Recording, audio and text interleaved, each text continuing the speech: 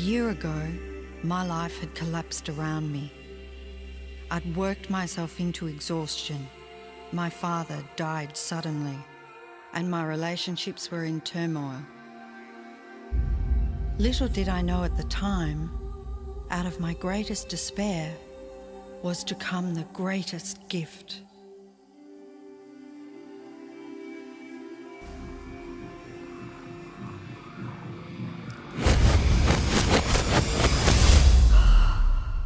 I'd been given a glimpse of a great secret.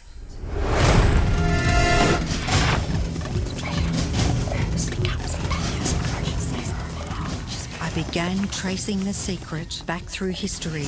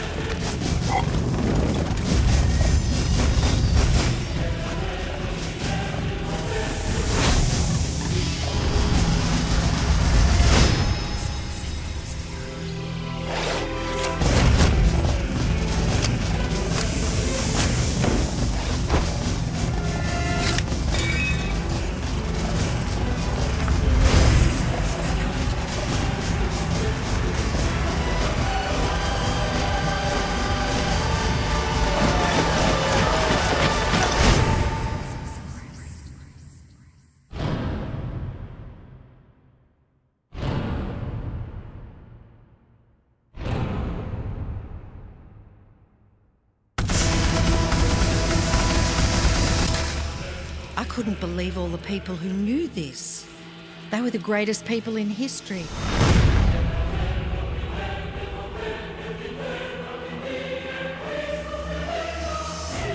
Why doesn't anyone know this? All I wanted to do was share the secret with the world. I began searching for people alive today who know the secret. One by one, they began to emerge.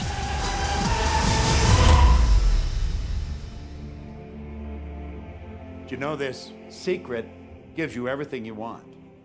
Happiness, health, and wealth. You can have, do, or be anything you want. We can have whatever it is that we choose. I don't care how big it is. What kind of a house do you want to live in? Do you want to be a millionaire? What kind of a business do you want to have? Do you want more success? What do you really want? I've seen many miracles take place in people's lives. Financial miracles, miracles of physical healing, mental healing, healing in relationships. All of this happened because of knowing how to apply the secret. This is the great secret of life.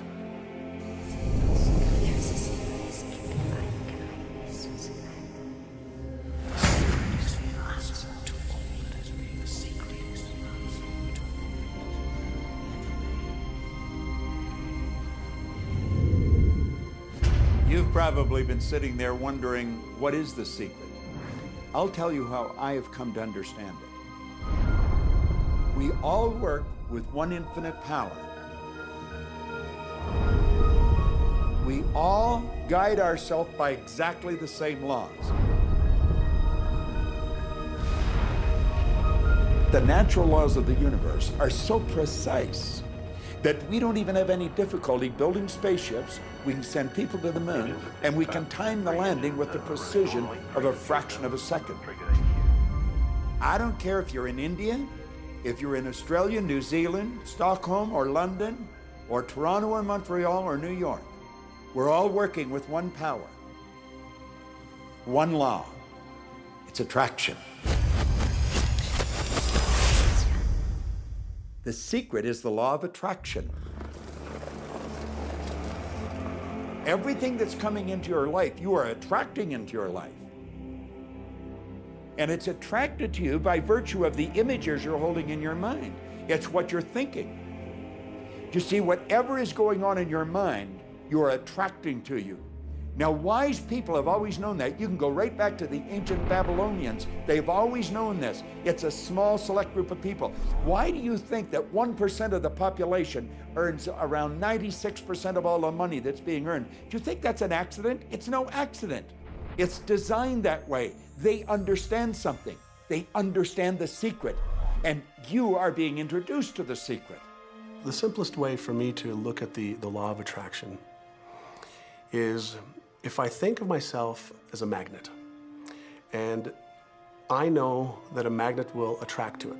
Very basically put, the law of attraction says that like attracts like, but we're really talking at a level of thought. Our job as humans is to hold on to the thoughts of what we want, make it absolute clear in our minds what we want, and from that we start to invoke one of the greatest laws in the universe, and that's the law of attraction. You become what you think about most, but you also attract what you think about most. If you see it in here, you're going to hold it here. And that principle can be summed up in 3 simple words. Thoughts become things. What most people don't understand is a thought has a frequency. Every thought has a frequency. We can measure a thought.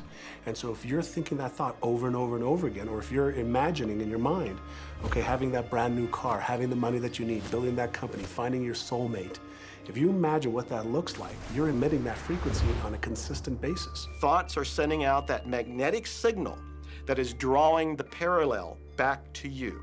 See yourself living in abundance, and you will attract it. It always works. It works every time with every person. Here's the problem. Most people are thinking about what they don't want, and they're wondering why it shows up over and over and over again.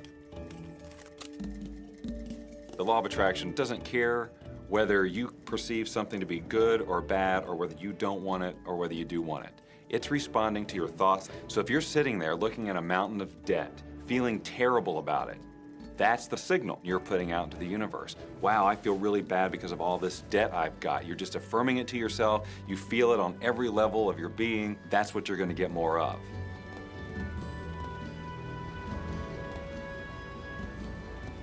So when you're looking at that thing you want and you're saying yes to it, you're activating a thought. And the law of attraction is responding to that thought and bringing you things that match that. But when you are looking at something that you do not want and you shout no at it, you're actually not pushing it away. Instead, you're activating the very thought of what you do not want, and now law of attraction is lining those things up for you also. This is a universe that is based upon attraction. Everything is about attraction. The law of attraction is always working. Whether you believe it or understand it or not, it's always working. You might be thinking about the past or the present or the future, but whether you're remembering or observing or imagining, still in that process you are activating thought. And law of attraction, which is the most powerful law in the universe, is responding to your thought. Creation is always happening.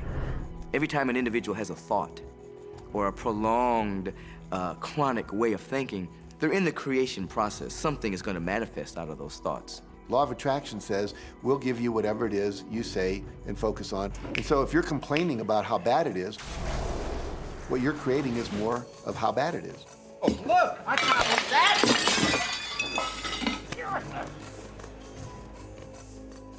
I had a student named Robert. Robert was a gay man, and he was taking an online course I have, part of which entails email access to me. And he outlined all of the grim realities of his life. In his job, all the people ganged up on him. And it was constantly stressful because of how nasty they were with him.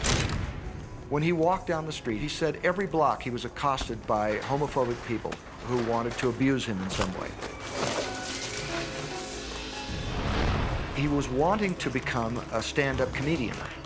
And when he went out and did a stand-up comedy job, everybody heckled him about being gay. And his whole life was one of a lot of unhappiness and misery, and it all focused around this idea of being attacked because he was gay. I began to teach him that he was focusing on what he did not want. I directed him back to his email that he sent me and said, read it again. Look at all the things you do not want that you're telling me about. And I can tell you're very passionate about this. When you focus on something with a lot of passion, it makes it happen even faster. And then he really started taking this thing about focusing on what you want to heart. And he began really trying it. What happened within the next 6 to 8 weeks was absolutely a miracle. He said that all the people in his office that had been harassing him either transferred to another department, quit working at the company, or started totally leaving him alone, and he began to love his job. He noticed that when he was walking down the street that nobody came up to him and harassed him anymore. They just weren't there. I'm a very, very gay man. When he went and did his stand-up comedy routines, he started getting standing ovations and nobody was heckling him. His whole life changed because he changed from focusing on what he did not want, what he was afraid of, what he wanted to avoid, to focusing on what he did want.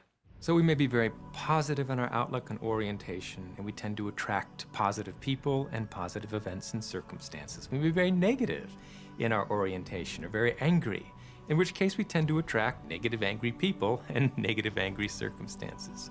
And so you end up attracting to you the predominant thoughts that you're holding in your awareness, whether those thoughts are conscious or whether they're unconscious. That's the rub. If you look very carefully when it comes to the secret and the power of our mind and the power of our intention in our daily lives, it's all around us. All we got to do is open our eyes and look. You see law of attraction evidenced in your society when you see that the one who speaks most of illness has it, when you see that the one who speaks most of prosperity has it. Law of attraction is evident everywhere around you if you are understanding what it is. It has to do with you being a magnet, attracting thought, attracting people, attracting events, attracting lifestyle. Indeed, everything that you bring into your experience, you bring because of this powerful law of attraction. I mean, I'm not talking to you from the point of view of just wishful thinking or imaginary craziness. I'm talking to you from a deeper, basic understanding. Quantum physics really begins to point to this discovery. It says that you can't have a universe without mind entering into it, that the mind is actually shaping the very thing that is being perceived. Now, if you don't understand it, doesn't mean you should reject it. You don't understand electricity, probably. First of all, no one even knows what electricity is, and yet you enjoy the benefits of it. Do you know how it works? I don't know how it works, but I do know this, that you can cook a man's dinner with electricity, and you can also cook the man. People oftentimes, when they begin to understand the great secret, become frightened of all of these negative thoughts that they have. Two things they need to be aware of. One, it has been proven now scientifically that an affirmative thought is hundreds of times more powerful than a negative thought. So that eliminates a degree of worry right there. You live in a reality where there is this buffer of time, and truly that serves you. You're really not wanting to be in an environment where your thoughts manifest immediately.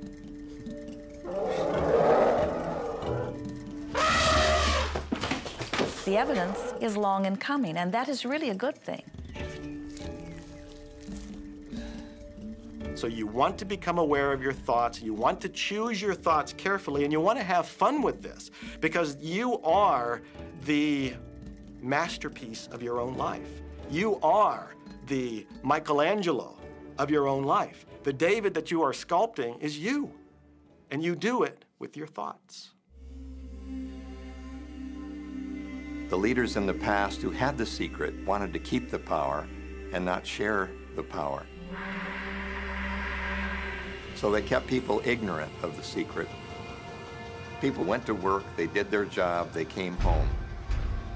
They were on a treadmill with no power because the secret was kept in the few. We live in a universe in which there are laws. Just as there's a law of gravity, if you fall off a building, it doesn't matter whether you're a good person or a bad person, you're gonna hit the ground. Everything that's around you right now in your life, including the things you're complaining about, you've attracted. Now, I know at first blush that's going to be something that you hate to hear. You know, you're going to immediately say, I didn't attract the car accident. I didn't attract this particular client. I didn't particularly attract the debt. I didn't attract whatever it happens to be that you're complaining about. And I'm here to be a little bit in your face and to say, yes, you did attract it. And this is one of the hardest concepts to get. But once you've accepted it, it's life transforming. This is part of the overall giant secret here. And most of us attract by default. We just think that we don't have any control over it. Our thoughts are on autopilot, our feelings are on autopilot, and so everything is just brought to us by default. Now, if this is your first time to hear this, it may feel like, oh, I have to now monitor my thoughts. This is going to be a lot of work. It will seem like that at first, but that's where the fun begins. We do not encourage that you try to monitor your thoughts. That will sort of make you crazy. There are so many thoughts coming to you from so many different directions about so many different subjects. That's where your emotional guidance system comes in. Your emotions, your emotional guidance system is what helps you to understand what you're thinking. So your thoughts cause your feelings.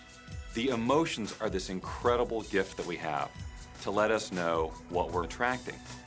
There are only two emotions from our perspective. One feels good and one feels bad. You call them all sorts of different things, but essentially, all of those negative emotions, whether you call it guilt or anger or frustration, all feel much the same. They do not feel good. And all of those are guidance saying that which you are thinking about right now is not in line with what you are really wanting. On another level, it's called bad frequency or bad vibes or whatever you want to call it. The one that feels good, that feeling of hope or happiness or love, that good feeling, that positive emotion, is guidance saying that which you are thinking right now is in alignment with what you are wanting. So it's really so simple. It's right there. The answer is, what am I attracting right now? Well, how do you feel? I feel good. Well, good. Keep doing that. Our feelings are a feedback mechanism to us about whether we're on track or not, whether we're on course or off course. The better you feel, the more in alignment you are. The worse you feel, the more out of alignment you are. What you are doing as you are moving through the variety of your day-to-day experience is you are offering thoughts that are literally formulating your future experience. And you can tell by the way you feel if the things that you're moving toward will please you when you get there.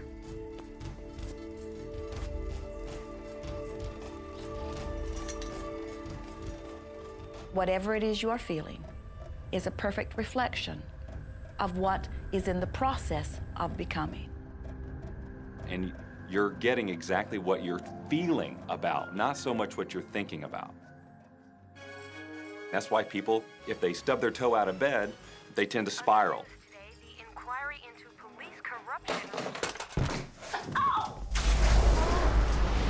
The whole day goes like that, you know? They have no clue that a simple shifting of their emotions can change their entire day and life. If you start out having a good day and you're in that particular happy feeling, as long as you don't allow something to change your mood, you're going to continue to attract, by the law of attraction, more situations, circumstances, people that sustain that happy feeling. Good days, bad days, rich get richer, poor get poorer. It's all about what these people are predominantly and continually feeling. You can begin right now to feel healthy. You can begin to feel prosperous. You can begin to feel the love that's surrounding you, even if it's not there. And what will happen is the universe will correspond to the nature of your song. The universe will correspond to the nature of that inner feeling and manifest, because that's the way you feel. So basically, what you focus on with thought and feeling is what you attract into your experience, whether or not it's something you want. What you think and what you feel and what manifests is always a match. every single time, no exception. It's hard to swallow. But when we can begin to open ourselves up to that, the ramifications are awesome. It means that whatever thought has done in your life, it can be undone through a shift in your awareness.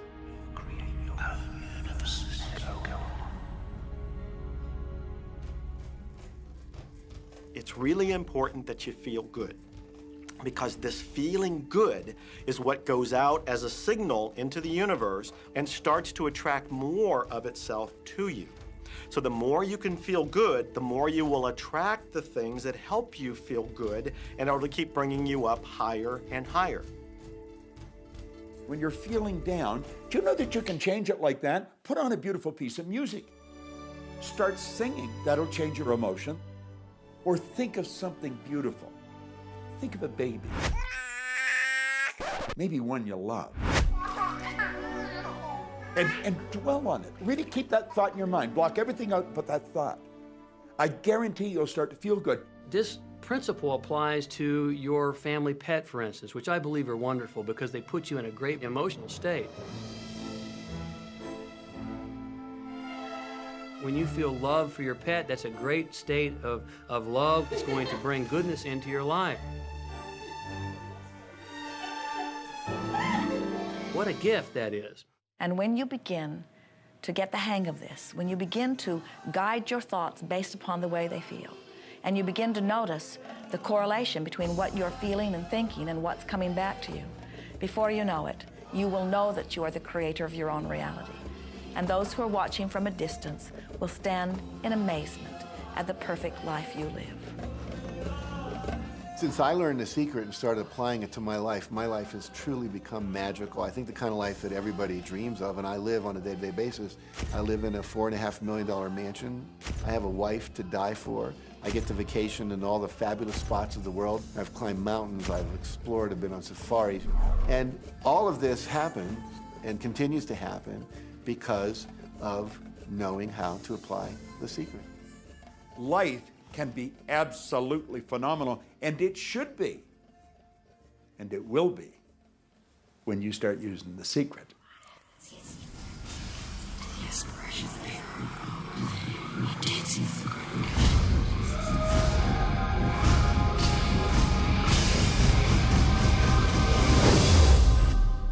Well, a lot of people ask me what their job is in the creative process and what the job of the universe is. So let's look at that for a moment. Let's use this metaphor. If you think about Aladdin and his lamp, you've probably heard of that one.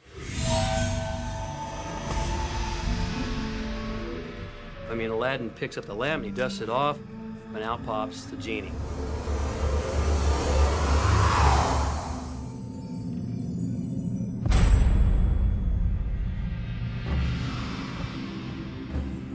And the genie always says one thing. Your wish is my command. If you trace the story back to its origins, you know, we now think that there's 3 wishes, but if you trace the story back to its origins, there's absolutely no limit whatsoever to the wishes. Think about that one. Now, let's take this metaphor and blow it out and apply it to you in your life. Remember, Aladdin is the one who always asks for what he wants. Then you've got the universe at large, which is this grand genie, and traditions, you know, have called it so many different things. Your holy guardian angel, your higher self. I mean, we could put any label on it, and you choose the one that works best for you. But every tradition has told us there's something bigger than us. And the genie always says one thing. Your wish is my command.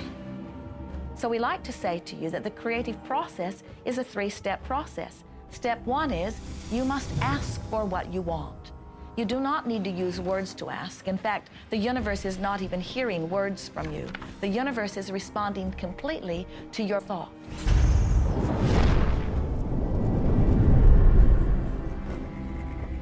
What do you really want? Sit down and write it out on a piece of paper. Write it in the present tense. You might begin by writing, I am so happy and grateful now that, and then explain how you want your life to be in every area. And this is really fun. This is like having the universe as your catalog, and you flip through it and you go, well, I'd like to have this experience, and I'd like to have that product, and I'd like to have a person like that. It is you just placing your order with the universe. It's really that easy. The second step is answer, an answer to what you're asking. And that is not your work in your physical form. The universe will do that step for you. All of the universal forces are responding to the thoughts that you have set into motion.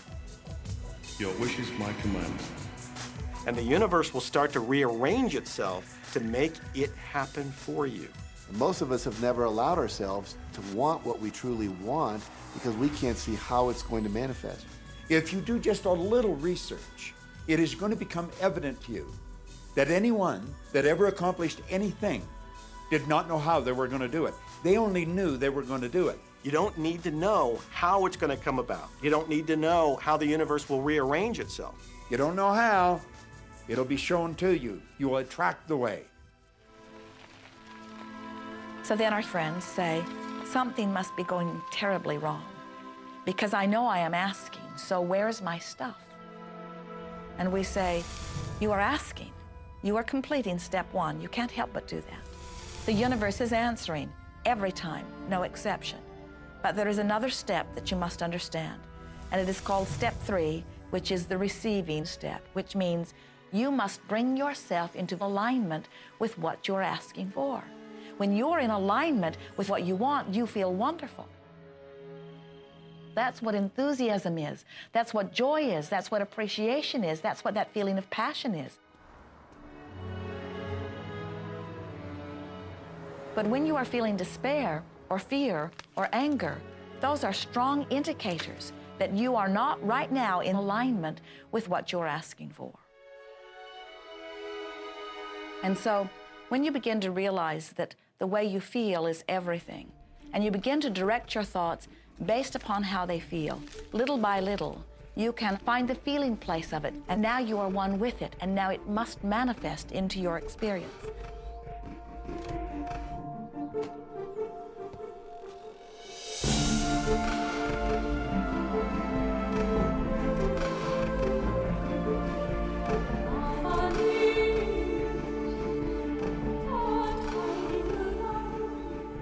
And when you turn that fantasy into a fact, you're in the position to build bigger and better fantasies.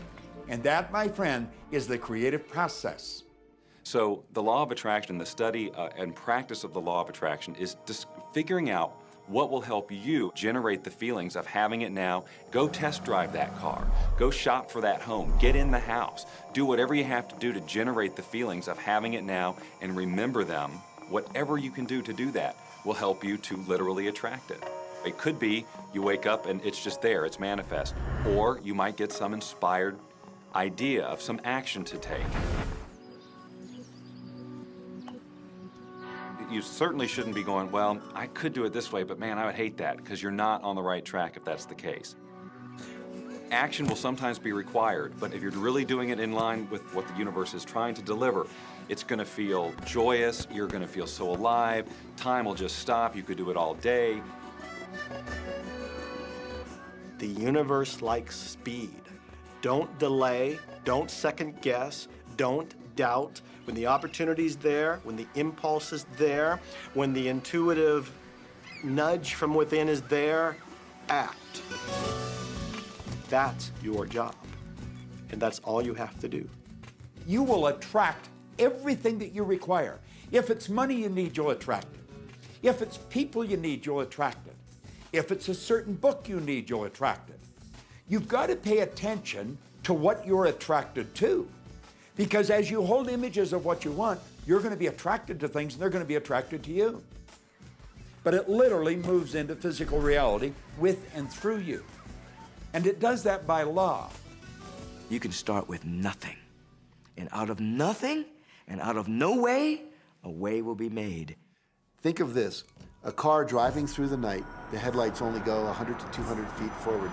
And you can make it all the way from California to New York, driving through the dark, because all you have to see is the next 200 feet.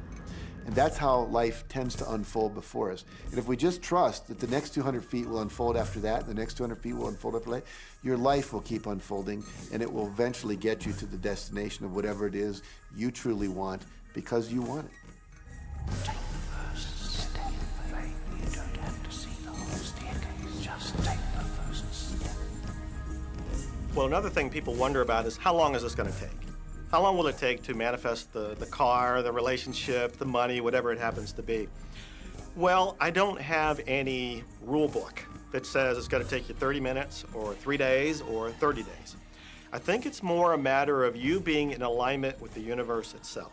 Size it's nothing to the universe. It is no more difficult to attract on a scientific level something that we consider huge to something that we consider infinitesimally small. The universe does everything it does with zero effort. Grass doesn't strain to grow. It's effortless. It's just this great design. It's all about what's going on up here. It's about what we put in place, saying this is big, it's going to take some time. This is small, oh, I'll give it an hour. You know, those are our rules that we define. There are no rules according to the universe. You provide the feelings of having it now, it will respond. Some people have an easier time with little things, and so we sometimes say, well, start with something small, like a cup of coffee. Make it your intention to attract a cup of coffee today. Hold an image of talking to an old friend that you haven't seen for a long time. Somehow or another, somebody's going to start talking to you about that person. That person's going to phone you, or you'll get a letter from them. People are amazed how that I line up car parks, and I've done this right from when I first understood The Secret. I would visualize a car space exactly where I want it, and 95% of the time it would be there for me, and I just pull straight in. 5% of the time I have to wait just a minute or two, and the person would pull out and I'd pull in. So I do that all the time.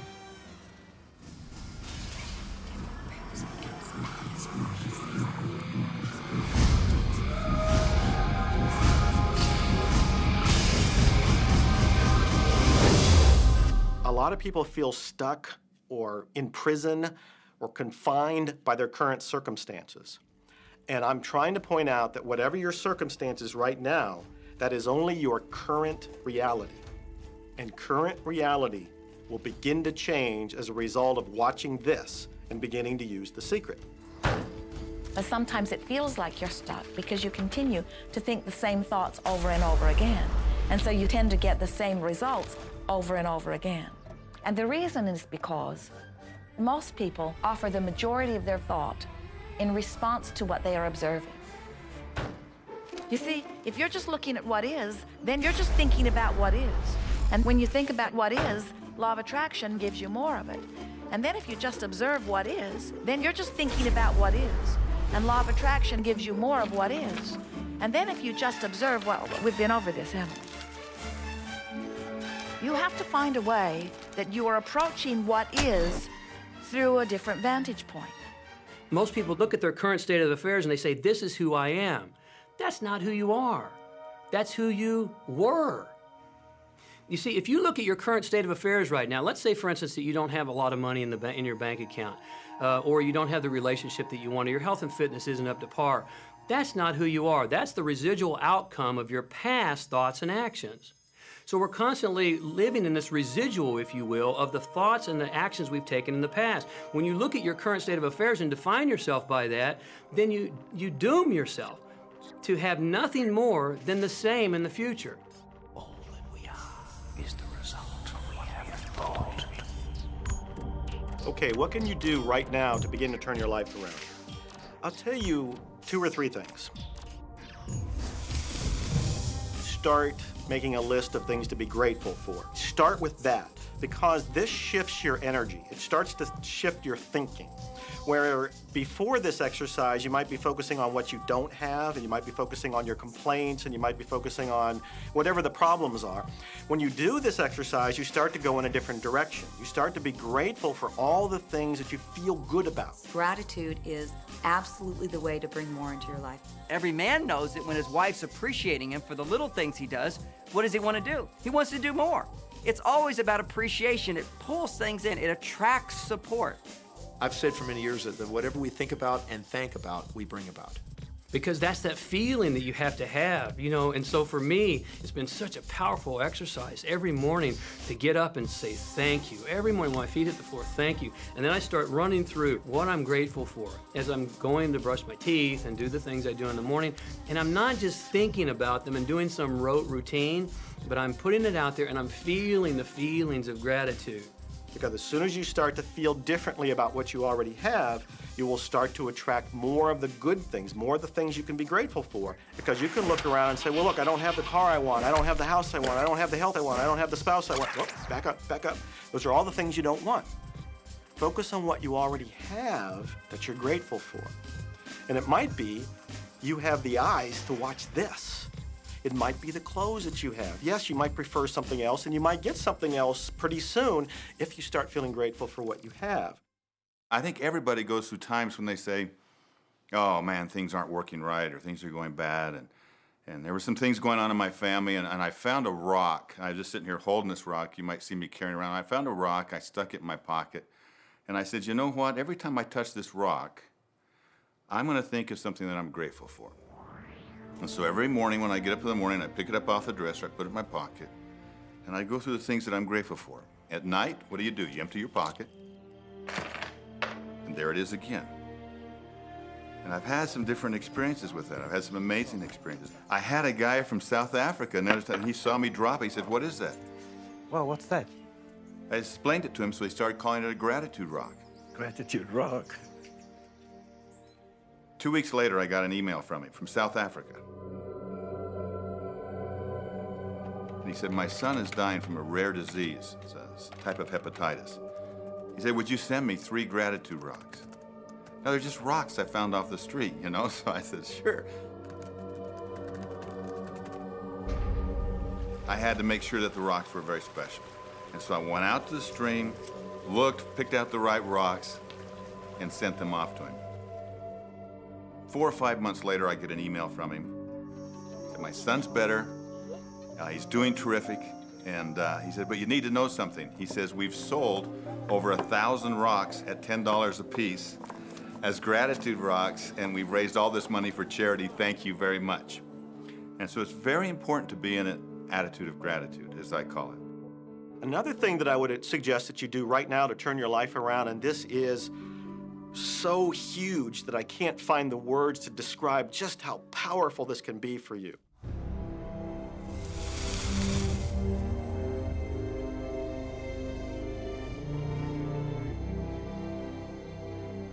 I took the visualization process from the Apollo program and instituted it during the 1980s and 90s into the Olympic program.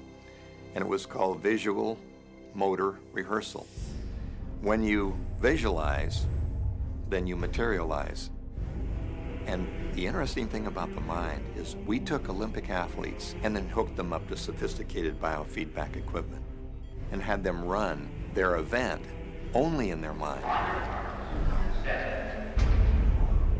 Incredibly, the same muscles fired in the same sequence when they were running the race in their mind as when they were running it on the track. How could this be? Because the mind can't distinguish whether you're really doing it or whether it's just a practice. I think if you've been there in the mind, you'll go there in the body. When you're visualizing, when you've got that picture playing out in your mind, always and only dwell upon the end result.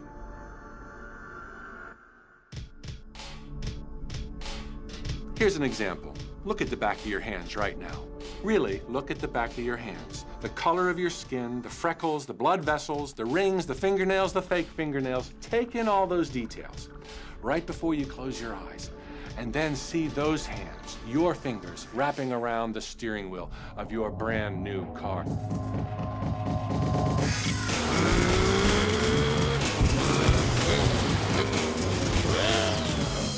This is such a holographic experience, so real in this moment, that you don't even feel like you need the car because it feels like you already have it. It's the feeling that really creates the attraction, not just the picture or the thought. And I think for a lot of people, they think, well, if I think positive thoughts, or if I visualize having what I want, that'll be enough. But if you're doing that and still not feeling abundant or feeling, you know, loving and joyful, then it doesn't, from my mind, really create the power of the attraction. This is where the secret actually moves into action. You put yourself in the feeling place of really being in that car, not, oh, I wish I could get that car, or someday I'll have that car, because that's a very definite feeling associated with that. It's not in the now, it's not, it's in the future. If you stay in that feeling, it will always be in the future. Feel the joy, feel the happiness, no matter how silly it seems in that dark and quiet room, and you're going, woohoo! Do it! A lot of people will say, come on, do I have to do that? How bad do you want change?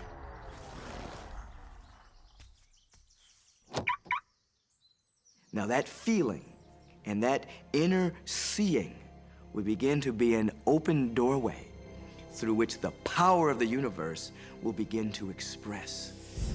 What power is, I cannot say. All I know is that it exists.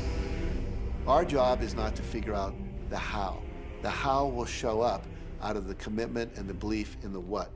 The hows are the domain of the universe. It always knows the shortest, quickest, fastest, most harmonious way between you and your dream. If you turn it over to the universe, you will be surprised and dazzled by what is delivered to you. This is where magic and miracles happen. Well, I would say you want to do this virtually daily, but my disclaimer is this should never be a chore. What's really bottom line importance here to the whole secret is feeling good. You want to feel exhilarated by this whole process. You want to be high, happy, in tune as much as possible. The only difference between people who really are living this way and people who aren't, living in the magic of life, is that the people who are living in the magic of life have habituated ways of being. They have habituated this process, and magic happens with them wherever they go, because they remember it and they do it all the time, not as a one-time event. People hold that for a while, and they're really a champion at it. And they say, you know what, I'm fired up, I saw this in my life, and yet, results aren't showing, and beneath the surface, it's just about ready to break through. And someone will look at the surface results and go, this stuff doesn't work. And you know what? The universe says, your wish is my command. And it goes down. Knowing the law of attraction, I wanted to really put it to use and to see if it was, what would happen. And in 1995, I started to create something called a vision board, where I take something that I would want to achieve, or something that I want to attract, like a car or a watch or the soulmate of my dreams, and I'd put a picture of what I wanted up on this board called the vision board.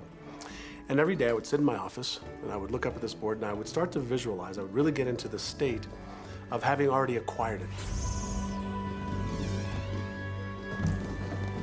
I was getting ready to move as we put all the furniture, all the boxes put into storage. And I made 3 different moves over a period of 5 years.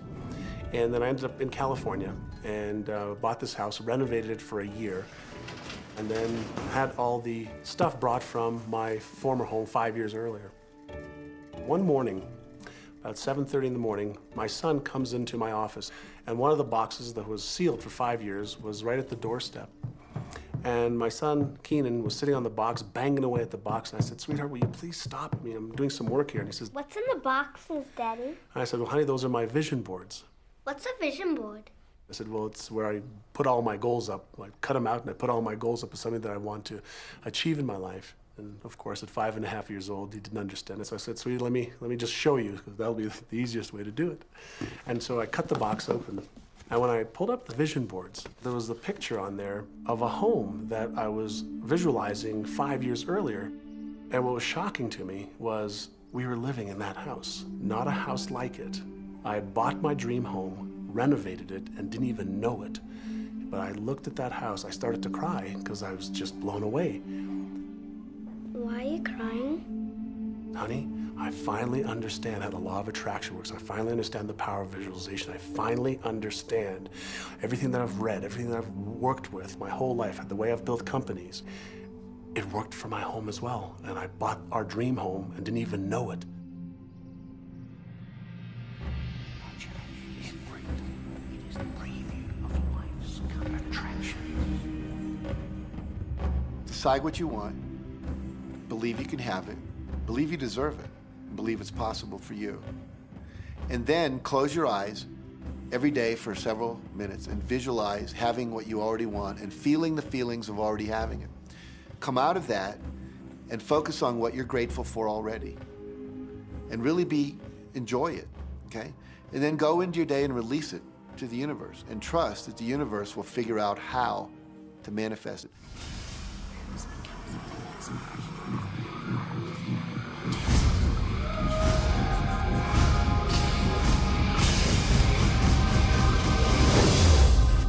No, The Secret was definitely a real transformation for me because I grew up in a family where my dad was very negative, thought that rich people were people that had ripped everyone off, thought that anyone who had money, you know, must have deceived somebody. And so I grew up with a lot of beliefs about money, that if you had it, it made you bad. Only evil people have money. And, you know, money doesn't grow on trees. That was a big one. Who do you think I am, Rockefeller? That was one of his favorite phrases. So I grew up truly believing that life was difficult, that it was hard, you had to struggle. And it was only when I met W. Clement Stone that I literally began to shift my life. Whatever the mind of man can conceive, achieve. When I was working with Stone, he said, I want you to set a goal that's so big that if you achieved it, it would blow your mind. And you would know it's only because of what I've taught you that you would have achieved this goal. Well, at the time, I was making about $8,000 a year. And for some reason, I wanted something that was really measurable. So I said, I want to make $100,000 in a year. Now, I had no idea how I could do that. I saw no strategy, no possibility, but I just said, I'm going to declare that, I'm going to believe it, I'm going to act as if it's true, and release it. And so I did that. And one of the things he taught me was every day to close your eyes and visualize the goal as if it's already achieved.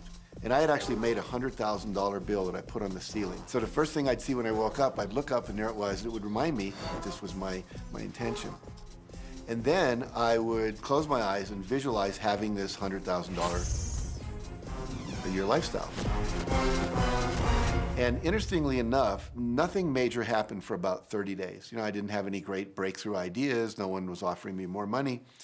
And all of a sudden, I was in the shower, it was about 4 weeks into it, and I had a $100,000 idea. It just came right into my head. I had a book I had written, and I said, if I could sell 400,000 copies of my book at $0.25 each, that'd be $100,000. Now, the book was there, but I never had this thought. And one of the secrets, I think, is that when you have inspired thought, you have to trust it, and you have to act on it. Now, I didn't know how to do that. I didn't know how I was going to sell 400,000 copies. We'd never done that.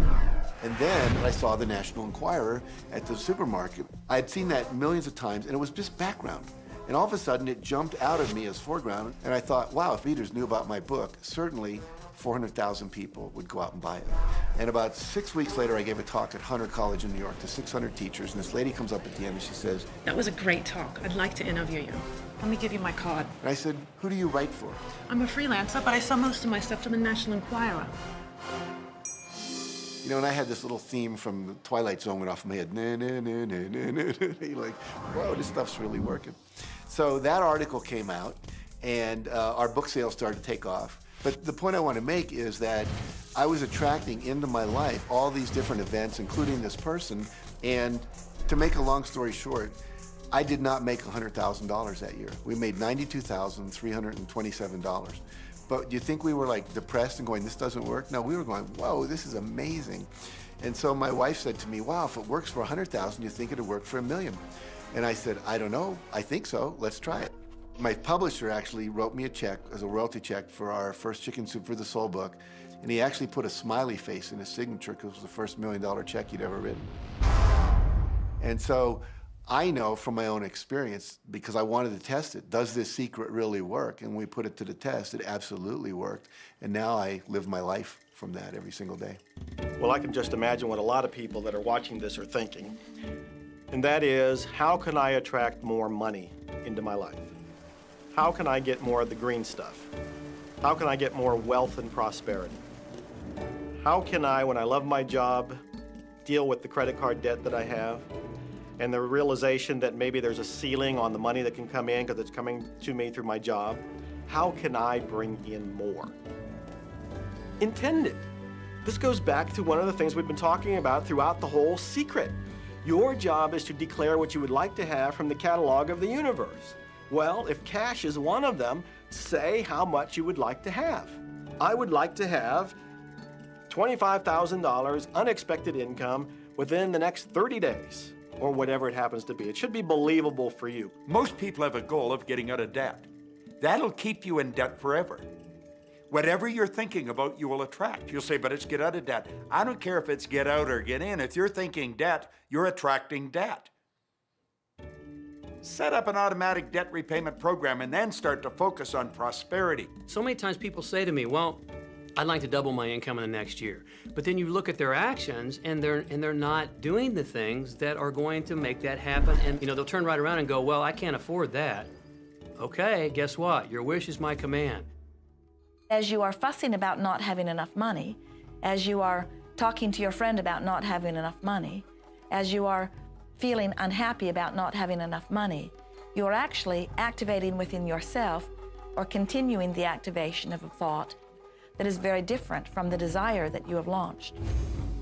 What it just comes down to is you just can't want more money and focus upon not enough. When I first understood The Secret, I was getting bills. Every day I'd get a bunch of bills in the mail. And I thought, how do I turn this around? The law of attraction states that what you focus on, you will get. So I got a bank statement.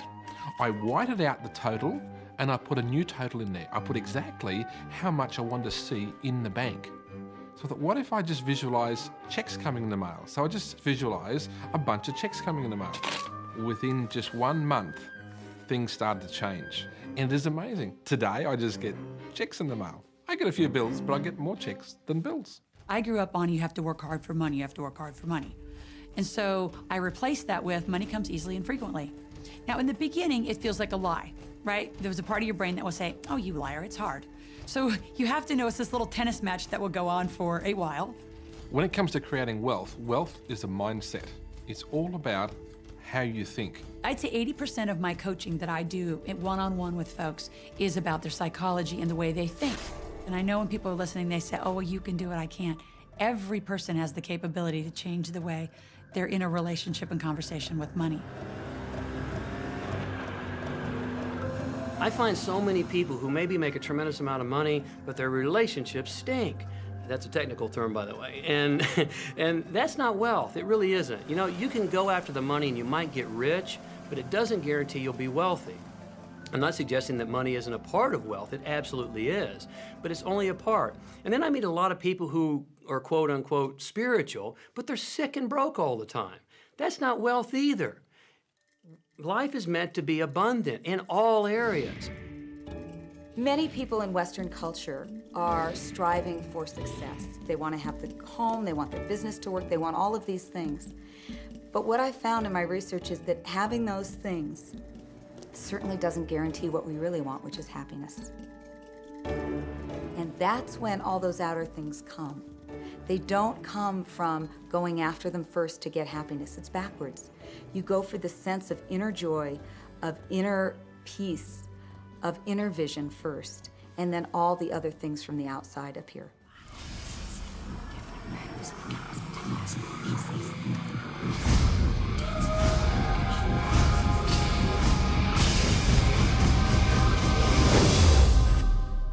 The secret means for me actually that we are creators of our universe, and that every wish of what we want to create will manifest in our life.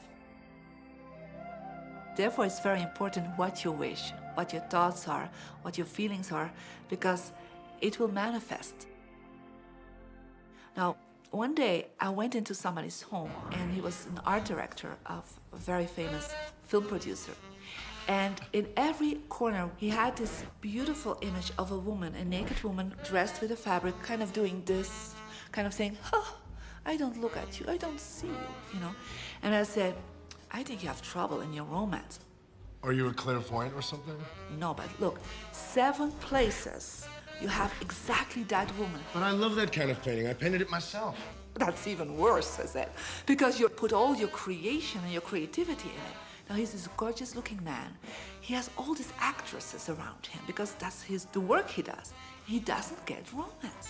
I said, what do you want? Well, I want to date 3 women a week. Okay, paint yourself with 3 women and hang it in every corner.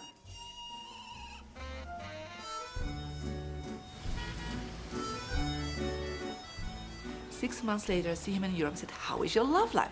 Great. They just call me. They all want to date me. Because that's your wish. Now I have like 3 dates a week. They're fighting over me. Good on you. But I really want to stabilize a little bit. I want marriage, and I want romance. Well, paint it, okay? So he painted a beautiful romantic relationship. And a year later, he got married and is very happy. Because he put another wish out. But he wished it in himself for years, but it did not happen.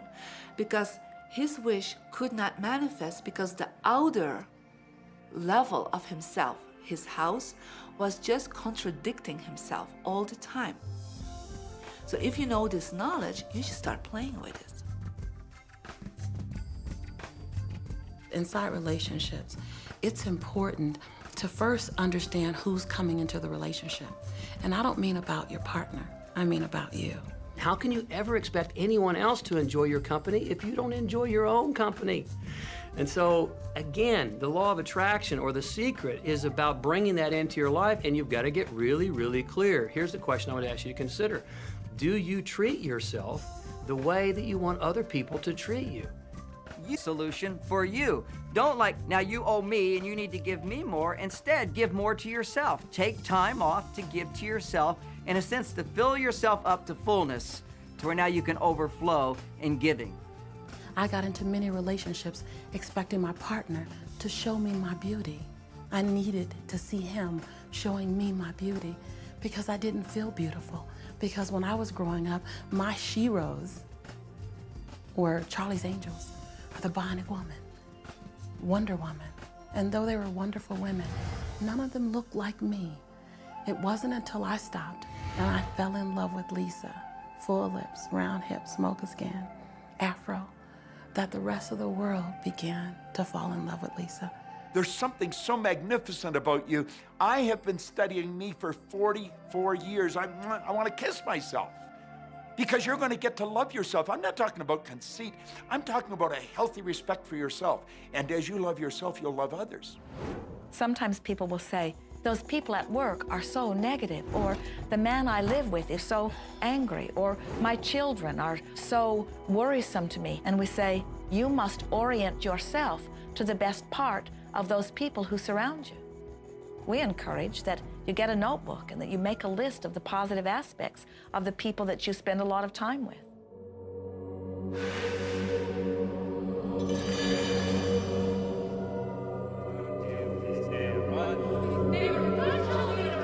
There could be someone that you have a terrible experience with, a terrible relationship with. And in the privacy of your own mind, and with quite a bit of work, we will admit, as you focus upon things that you like most, those people will become that mostly to you.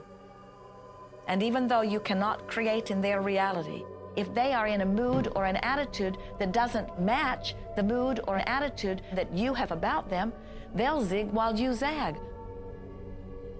Law of attraction will not put you in the same space together. Your frequencies don't match up. If you knew your potential to feel good, you would ask no one to be different so that you can feel good.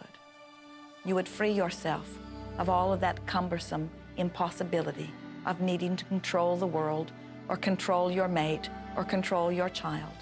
You are the only one who creates your reality. For no one else can think for you. No one else can do it. It is only you, every bit of it you.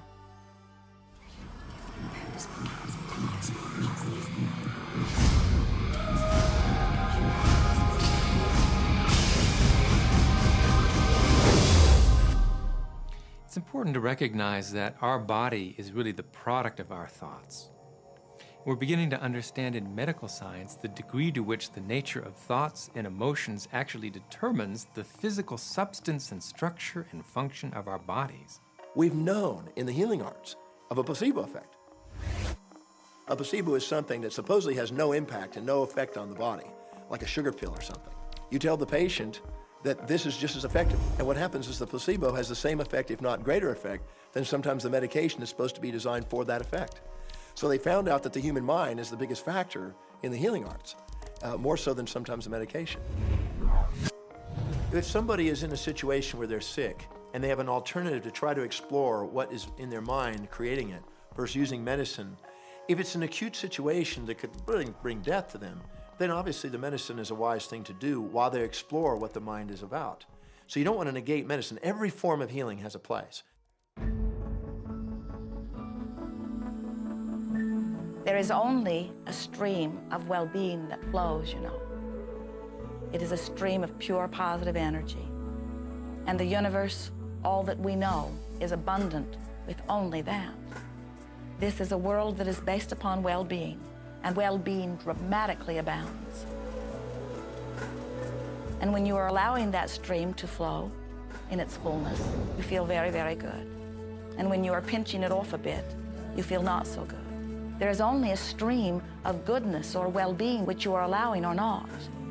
And your magnificent emotions are telling you what the mix is, how you're doing in your allowing or your resisting of this connection. You know people who have had terminal disease. Stop and think of the word dis-ease. Hyphenate the word. That's a body that's not at ease. We've got 1,000 different diagnoses and disease out there. They're just the weak link. They're all the result of one thing, stress. And you put enough stress on the chain, you put enough stress on the system, and one of the links breaks. Our physiology creates disease to give us feedback, to let us know we have an imbalanced perspective and we're not loving and we're not grateful. So the body's signs and symptoms are not something terrible. The question that's frequently asked is when a person has manifested a disease in their body temple or some kind of discomfort in their life, through the power of right thinking, can it be turned around? And the answer is absolutely yes. On November 23rd, I was diagnosed with breast cancer. I truly believed in my heart, with my strong faith, that I was already healed. During the day, all day long, I would just say, thank you for my healing. On and on and on I went, thank you for my healing. I believed in my heart I was healed.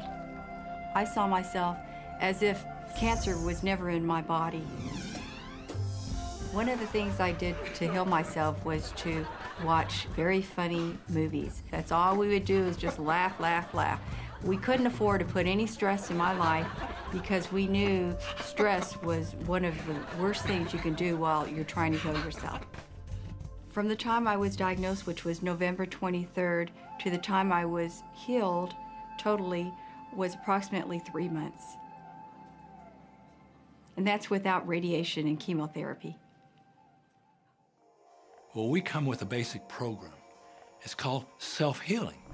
You get a wound, it grows back together. You get a bacterial infection, the immune system comes and takes care of those bacteria and heals it up. The immune system is made to heal itself. Dis-ease cannot live in a body that's in a healthy emotional state. Your body is casting off millions of cells every second, and it's creating millions of new cells. In fact, literally, parts of our body are replaced every day. Other parts take a few months, other parts a couple of years. But within a few years, we have a brand new physical body. If you have a disease and you're focusing on it and you're talking to people about it, you're going to create more diseased cells. See yourself living in a perfectly healthy body. Let the doctor look after the disease. Can you feel the difference between having painful arthritis in your hips and feeling fearful about it? Or having painful arthritis in your hips and feeling hopeful about it? The difference between fearful and hopeful is the difference between recovery or not. Happier thoughts lead to essentially a happier biochemistry, a happier, healthier body. Negative thoughts, stress, have been shown to seriously degrade the body and the functioning of the brain, because it's our thoughts and emotions that are continuously reassembling, reorganizing, recreating our body. Remove physiological stress from the body, and the body does what it was designed to do. It heals itself. I've seen kidneys regenerated. I've seen cancer dissolved. I've seen eyesight improve and come back. I always say that incurable means curable from within. You can change your life and you can heal yourself.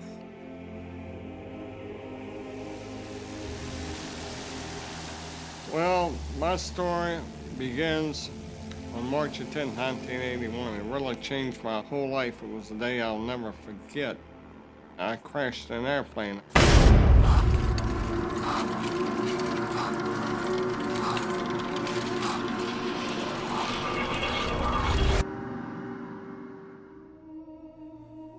I ended up in the hospital completely paralyzed. My spinal cord was crushed. I broke the first and second cervical vertebrae. My swallowing reflex was destroyed. I couldn't eat or drink. My diaphragm was destroyed. I couldn't breathe. All I could do was blink my eyes. The doctors, of course, said all my life I'd be a vegetable. All I'd do is blink my eyes the rest of my life. That's the picture they saw of me, but it didn't matter what they thought. The main thing was what I thought.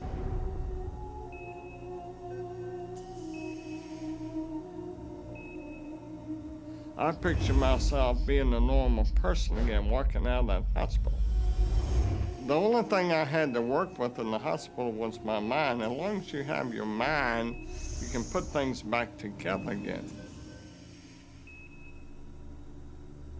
I was hooked to a respirator, and they said I'd never breathe on my own again because my diaphragm was destroyed. But this little voice kept saying to me, breathe deep, breathe deep.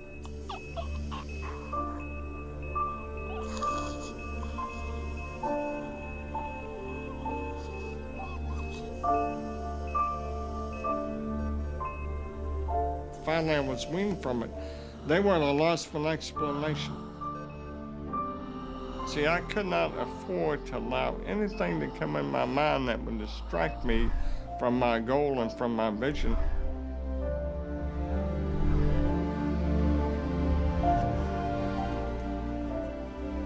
Well, I set a goal to walk out of the hospital on Christmas. That was my goal.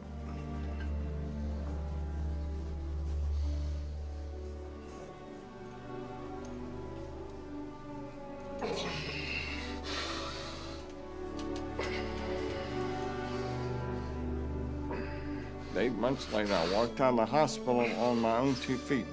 They said it couldn't be done. That's a day I will never forget. For people that are sitting out there right now watching this program that are hurting, if I wanted to sum up my life and sum up for people what they can do in life, I would sum it up this way in 6 words. Man becomes what he thinks about.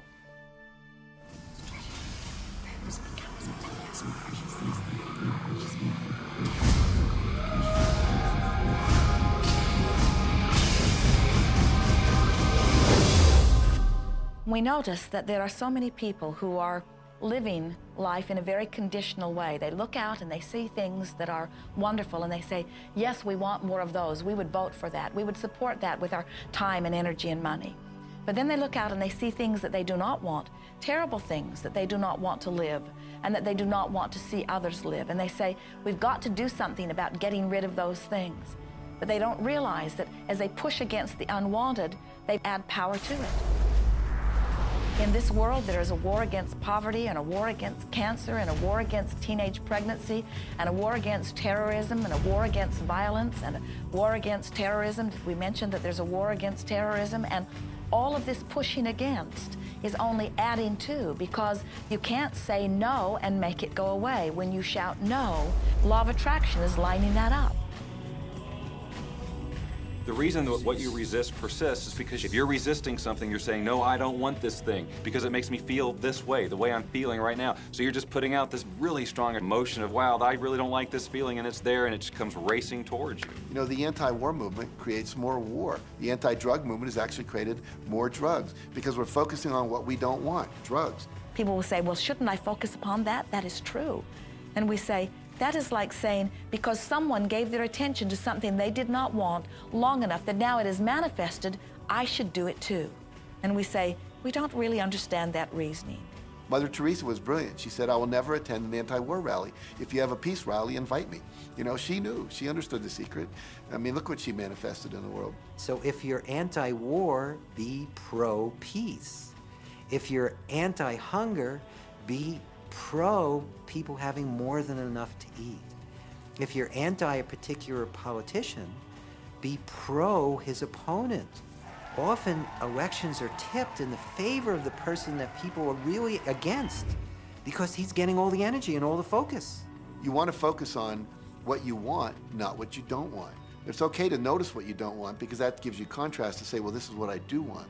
But the fact is that the more you talk about what you don't want or talk about how bad it is, read about all of that all the time, and then say, oh, how terrible it is, well, you're creating more of that. You know, so many times people say to me, well, James, I have to be informed. Maybe you have to be informed, but you don't have to be inundated.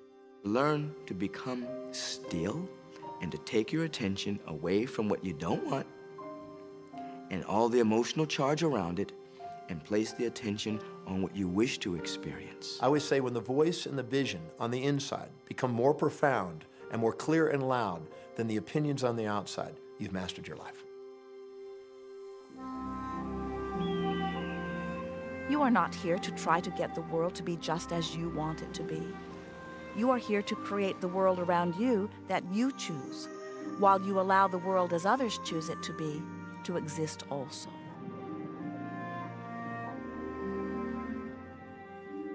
One of the questions I get almost all the time, and it's probably on somebody's mind right now if it's not on yours, and that's the idea that, well, if everybody uses The Secret and they all treat the universe like a catalog, aren't we going to run out of stuff? Won't everybody just make a run for it and bust the bank? What's beautiful about the teaching of the Great Secret is that there's more than enough to go around for everyone. There is a lie that acts like a virus within the mind of humanity. And that lie is there's not enough good to go around. There's lack, and there's limitation, and there's just not enough. That lie has people living in fear, greed, stinginess, and those thoughts of fear, greed, stinginess, and lack become their experience. So the world has taken a nightmare pill. Now the truth is, there's more than enough good to go around. There's more than enough creative ideas. There's more than enough power. There's more than enough love. There's more than enough joy. All of this begins to come through a mind that is aware of its own infinite nature. Every great teacher who's ever walked the planet has told us that life was meant to be abundant. And so just when we think that resources are dwindling, we find new resources to achieve the same things. And so even though we say we have lack, it's because we don't open up our vision and see all of what's around us. You know, when everybody starts to live from their heart and go for what they want, they don't go for the same things. That's the beauty of this. We don't all want BMWs. We don't all want the same person. We don't all want the same experiences. We don't all want the same clothing. We don't all want fill in the blank. There's enough for everyone. If you believe it, if you can see it, if you act from it, it will show up for you. That's the truth. So let the variety of your reality thrill you as you get to choose from among it those things that you're wanting. And when you see something that you want in your experience, think about it. Find the feeling place of it. Get inside of it. Talk about it and write it down. Write a script about it. Make it your reality by becoming a match to it. And when you see those things that you're not wanting in your experience, do not talk about them. Don't write about them. Don't join groups that worry about them. Don't push against them. Do your best to ignore them. Remove your attention from the things that you do not want, while you give your undivided attention to the things that you do want. Most of the leaders in the past missed the great part of the secret, which is empowering and sharing with others. This is the best time to have ever been alive in history. It's the first time we've ever had the power to gain knowledge at our fingertips.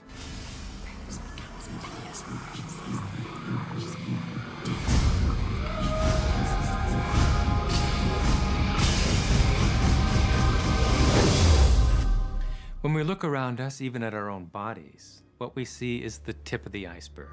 Think of this for a moment. Take your hand and look at it. Now, your hand looks solid, but it's really not. If you put it under a proper microscope, you'd see a mass of energy vibrating. Everything is made up of the exact same thing, whether it's your hand, whether it's the ocean, or whether it's a star. Everything is energy. And let me help you understand that just a little bit.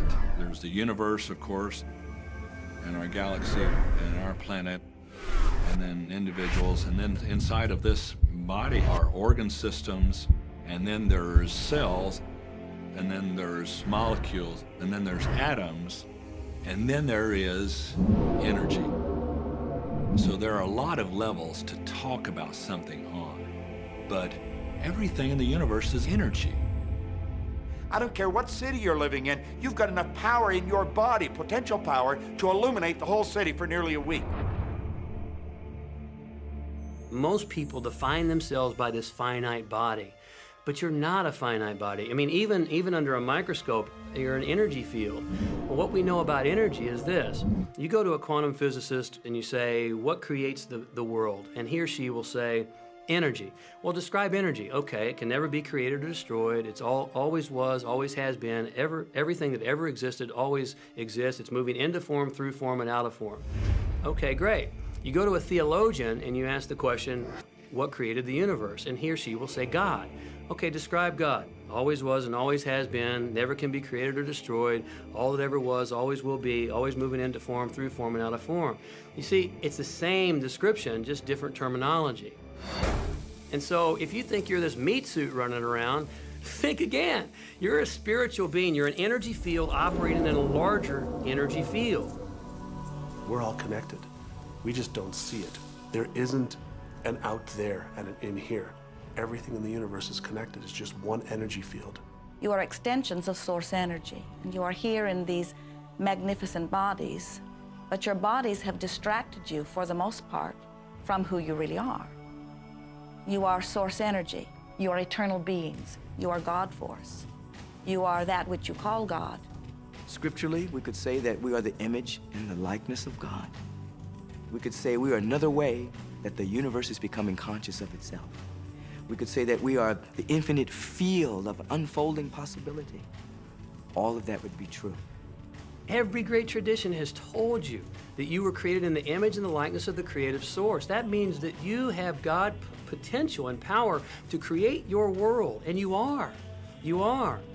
And maybe you've created things to this point that are wonderful and worthy of you, and maybe you haven't. The question I'd ask you to consider is, do the results you have in your life, are they what you really want? And are they worthy of you? If they're not worthy of you, then when would now be the right time to change those? Because you have the power to do that.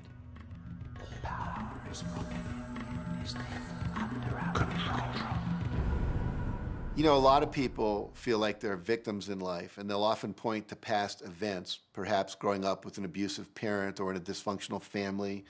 And I would add as a parenthesis here that most psychologists believe that about 85% of families are dysfunctional. So it's like all of a sudden you're not so unique. My parents were alcoholics, my dad abused me, my mother divorced him when I was 6. From the age of 13 to 18, I was involved in street gangs. I had a severe motorcycle accident. I was homeless at one point in Dallas. I lived in poverty for 15 years in Houston. When I was a child, I had learning difficulties, and I was considered learning disabled, and I was told I would never read, write, or communicate, never amount to anything, not go very far in life. I mean, that's almost everybody's story in some form or not. So that's just called so what. The real what is, what are you going to do now? What do you choose now? Because you can either keep focusing on that or you can focus on what you want. And when people start focusing on what they don't want falls away. And that part expands and the other part disappears. We are wanting you to come to the place where you're beginning to offer your thought deliberately, where you're guiding your thoughts on purpose, where you are the creator of your own experience because you are the manager of your own thoughts. The beautiful thing about the law of attraction is that you can begin where you are, and you can begin to think, real thinking, and you can begin to generate within yourself a feeling tone of harmony and happiness.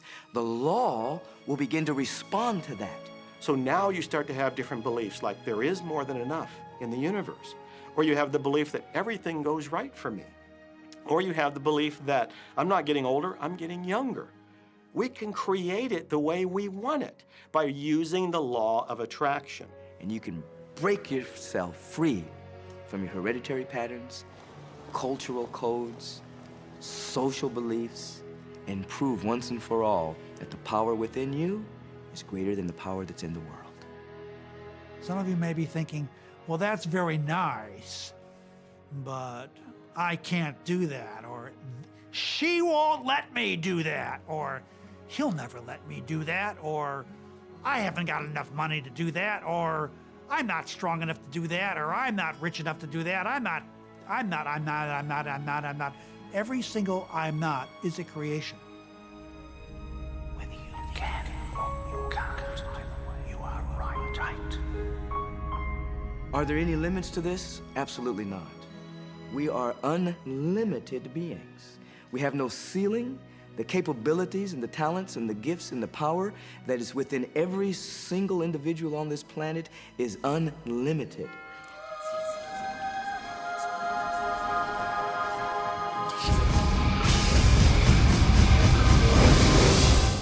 There is no blackboard in the sky on which God has written your purpose, your mission in life.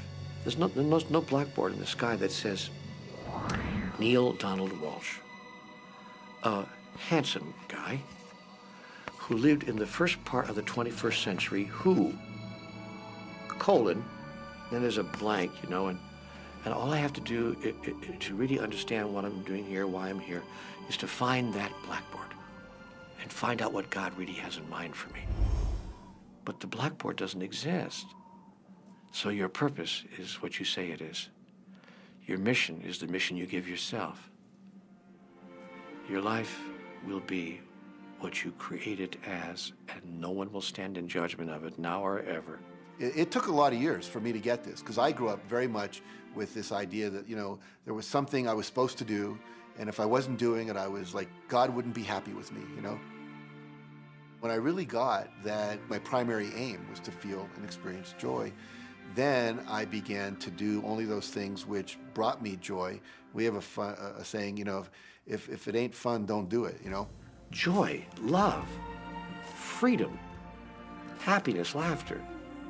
That's what it is. And if you've just experienced joy sitting there and meditating for an hour, by golly, do that.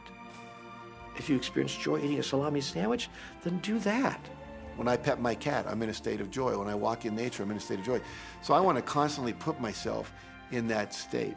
And when I do that, then all I have to do is have the intention of what I want, and what I want manifest. So inner happiness actually is the fuel of success. Anything that makes you feel good is always going to be drawing in more. You are listening to this right now. It's you that drew this into your life. It's your choice whether you want to take it and utilize it. If it feels good, if it doesn't feel good, then you know, let it go. Find something that feels good, that resonates with your heart.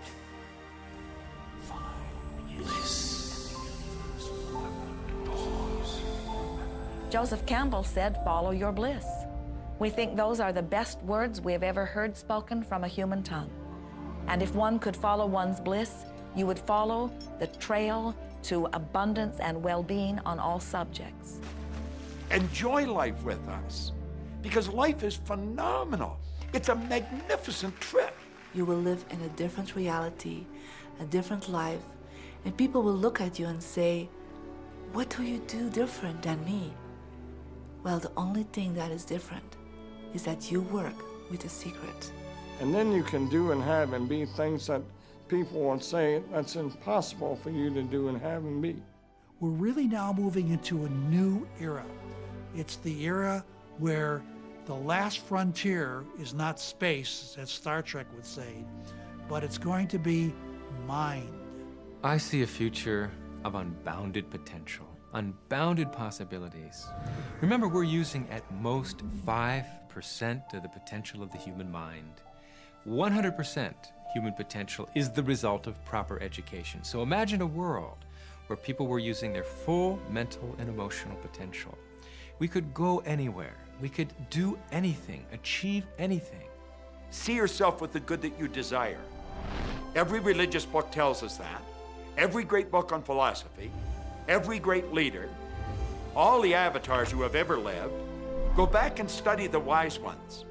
Many of them have been presented to you in this program. You know what? They all understood one thing. They understood the secret. Now you understand it. And the more you use it, the more you'll understand it. You may be feeling that it would be easier to be hearing these words if they had come to you the first day of your experience upon this earth. And if we were talking to you on your first day of physical life experience, we would say to you, welcome to planet Earth.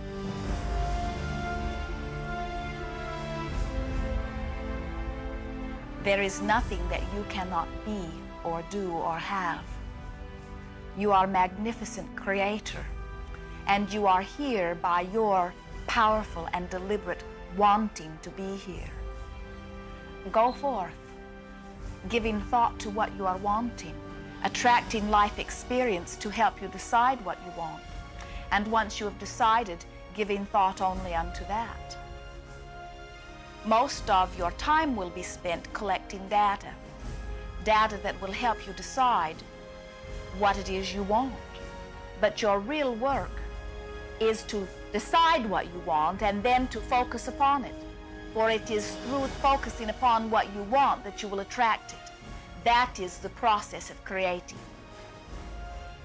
I believe that you're great, that there's something magnificent about you.